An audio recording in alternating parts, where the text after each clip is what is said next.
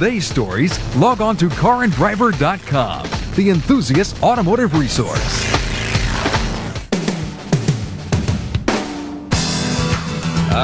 Rainy day testing.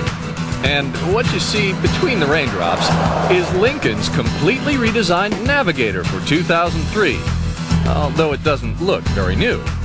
Well, outside, the 2003 Navigator doesn't look all that different than the old model, but under the skin, it's chock full of new features. Take a look at this. Open the door and the running board comes gliding out. Close the door and it retracts for a slick look. First vehicle on the market with this feature, and you might think of it as overkill. On the other hand, it works really well to getting inside the machine. And inside, you'll notice lots of changes, including a cockpit reminiscent of the elegant Lincoln Continentals of the early 60s, matched with a modern-day console with flip-up navigation and radio panel. Up front are big, comfortable buckets, and behind those, the middle row buckets provide a supremely comfortable throne for each occupant. And there's even more behind that. Now back in here is a third row seat that actually is pretty comfortable on this model because they went to an independent rear suspension that allows room for a footwell, so people my size can fit here pretty well. But if you want to fold these seats, you just hit these twin buttons over here and they fold with power. And when they go all the way down, they make a perfectly smooth deck over here. That's great room for hauling all of life's little necessities. But even after comfortably getting you to the store for shopping, this Navigator has one more trick up its sleeve to make your life easier. 2 pushes on the key fob, and the rear lid opens up all by itself. A really handy feature if your arms are full of groceries, at least if you remember to take out the key fob first. But there is a potential downside to all this electronic wizardry.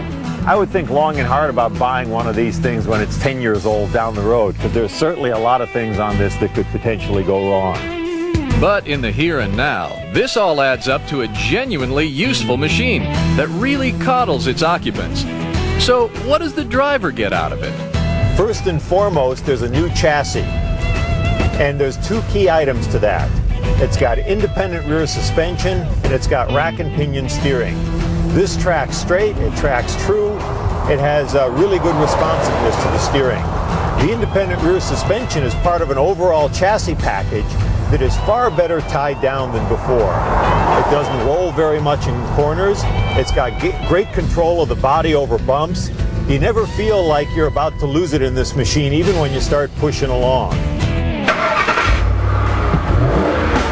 That pushing comes from a 5.4-liter dual overhead cam 32-valve V8, whose power remains unchanged at 300 horses, but there's 20 more pound-feet of torque, bringing the total to 355, delivered through a standard 4-speed automatic. And stopping this 6,260-pound beast is now also light years better, with new calipers, larger rotors, and electronic brake force distribution behind the 18-inch cast aluminum wheels.